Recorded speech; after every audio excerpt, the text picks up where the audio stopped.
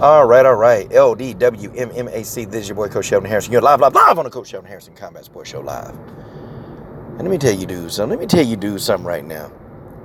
As the coach looks at this photograph of Felicia Spencer, I'm sitting here looking at this photograph. She, got her hair down, got a little makeup on, and the coach is thinking, yeah, these 145 pounders and heavier. I don't know what guys see. I don't know what guys don't see. These 145 pounders and heavier, these women, they damn cute. They are cute. That's just how it is. I thought I thought the coach would just bring some of that to you guys' attention. Okay, but really, let's talk about what I came to talk about. The 145 pound division is in trouble. We all know this, man. Look, in the UFC, the 145 pound division is pretty much a debacle. Okay, it's a straight debacle. It was a debacle when Chris Cyborg was there. It's even more of a debacle now that Chris is gone. Okay, it's probably in a worse debacle right now. I just think that Dana White has completely just, Dana White need to go. Guys, it's just what it is, y'all. I know that there's somebody else that do what Dana White does. They help him. I know that they can do a better job than what he's doing. Because what's happening to people like Felicia Spencer, and listen, even the coach got a heart for Megan Anderson on this one. I do. Okay? I know I give Megan Anderson a hard time. Y'all know I do. But I do got to say, at least to some extent, okay? At least to some extent, Megan has been trying to be active, okay? To some extent. But it's like, what is she going to do? What is Felicia going to do? They already fought each other. And you got one more person. You got Zaraferno Santos, okay? You had Jermaine Duranda may move up, fight for the belt. Okay, you had Holly Holm move up, fight for the belt. Okay, you had Holly Holm move up to 145 twice. Okay, you had Tanya Evinger move up, fight for the belt. Okay, and notice that these people, they've not been back. And then, of course, they had Amanda Nunes go up and actually win the belt, and then she went back down to 135 to fight Holly Holm. So it's like the 145-pound division is just in a debacle. And I start thinking, and despite what people believe, I've been a fan of Felicia Spencer.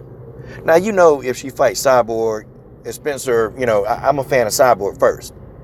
But, people that, man, you hating on Felicia. I ain't hating on her. Felicia got beat up in that fight. That's just what it is. But I'm a fan. And I start thinking, what the hell is people like Felicia, what are they going to do? Because she can't go down in weight, okay? She's not going to be able to make 135. Megan Anderson won't be able to make 135. Zaraferno Santos, they can't make 135. And really, it's only 3 legit featherweights in the whole organization. And then you got Leah Lesson, who can go back and forth. And Leah was like, nope, I don't want to go up to 145. I can't blame anybody for not wanting to go into the 145-pound division. Because Dana White lied. They were supposed to fill that division after the Tough Show. They were supposed to fill that division, but they didn't do it. And I'm sitting here thinking, Felicia Spencer got to be like, damn. Is there any way to possibly get out of this contract? Is there a way to go somewhere else and even make the same money or more? And, compared to the UFC, probably not. It's no way. Like, I hate to say it, but Megan, Felicia, all of them, they stuck. Because if they leave the organization, it's a chance that they go somewhere else. They're not going to get paid as much. We already know that Bellator, you got to be within that top 5 to even make money. So you go to Bellator, that's not a solution, okay? You'll probably be making less if you're not even in the top 5 in Bellator. Outside the top 5 in Bellator, you can't even sustain yourself. Janae Hollowpoint Harding, that's one of my top fighters. I've interviewed the girl, and we mad cool. But Janae Hollowpoint Harding, she got another job. Like, she got a job. She got to work. Because she's not up there in the upper echelon of the division. So she not gonna make that kind of money yet. And Janae 23. But this is what I'm saying. Even in the UFC, if you're within the top 10, you can make an okay living. Okay. You can make an okay living, and you probably can just fight if you're in the top 10, probably. Maybe in the top 5 in the UFC, you're much more secure. But if you're in the top 10 in the UFC, you probably can get about 40, 50 grand a fight if you're a female, probably. Okay? In Bellator, I mean, you're not cracking that much unless you're in the top 5. That's just what it is. And I've already looked. I've done the research, and I know this. So, it's almost like, okay, Dana wanted to punish Chris, but you're punishing people who they're actually good fighters.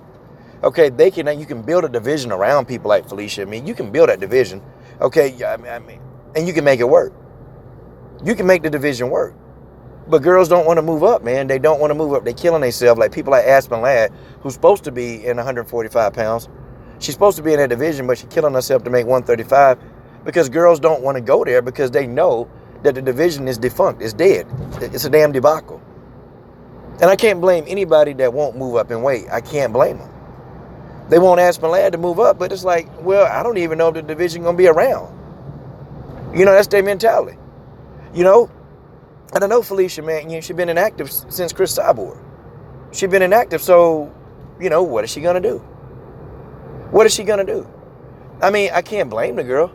I can't blame the girl if she, just, gosh, it's hard. It's hard, and people want to say it's just business, the 145 pounders don't sell.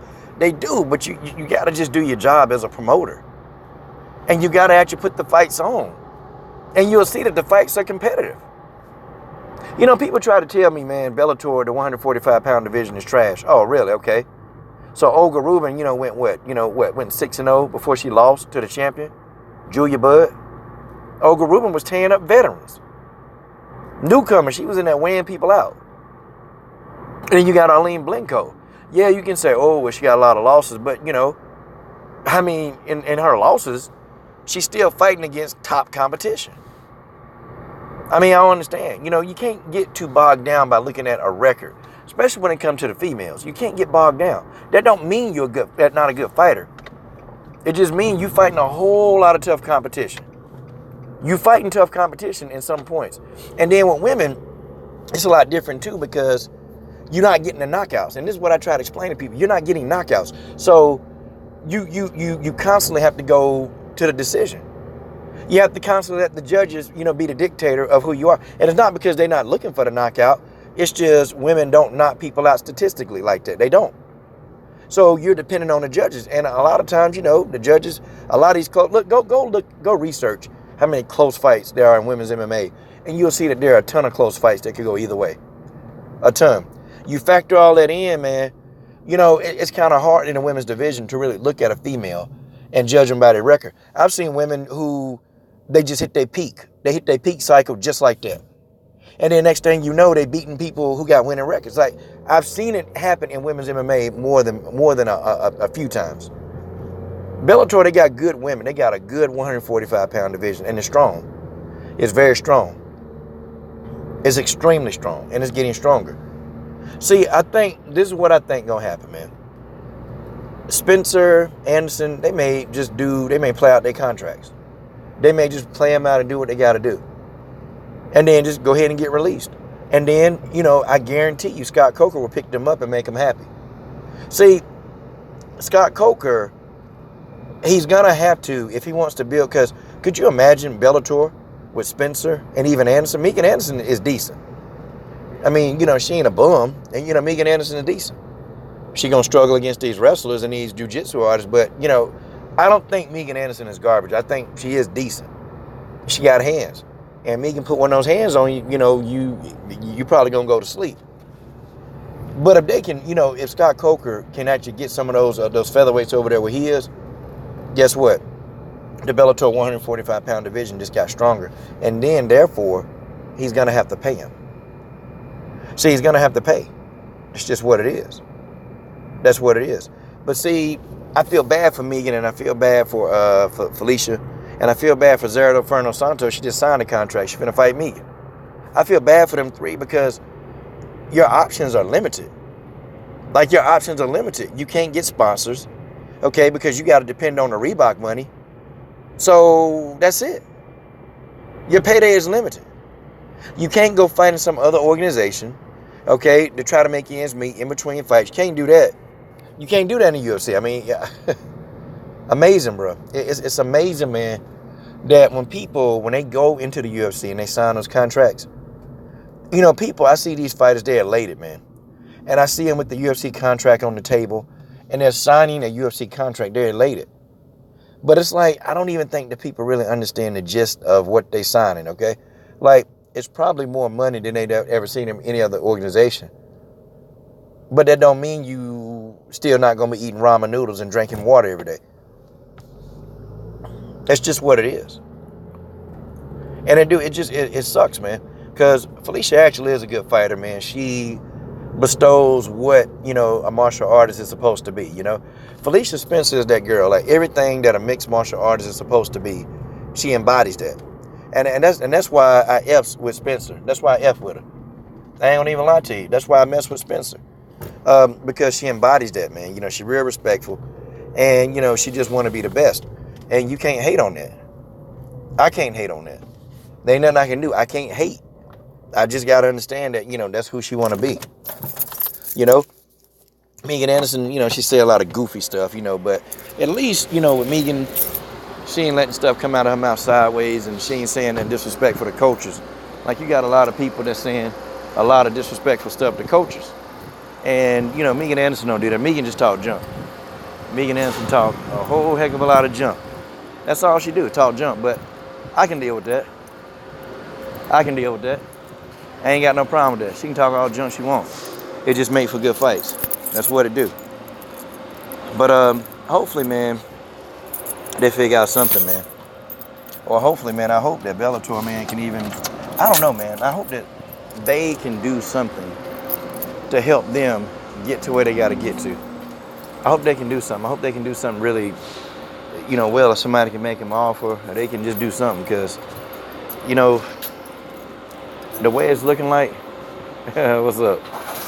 Oh, okay, you're going to leave me hanging. I see. The way it's looking like that their careers in the UFC, it's going to go pretty much like Chris Cyborg. You know, I wonder if they're going to make these people take like a, you sleep. I wonder if they're going to make these people, you know, like try to drop down to 140 like they did Cyborg. You know, I wonder if they're going to start doing that. We don't know. We don't know. It could happen that way. It could. Tell me what you think, y'all. I feel bad for these people, man. I do. I'm done.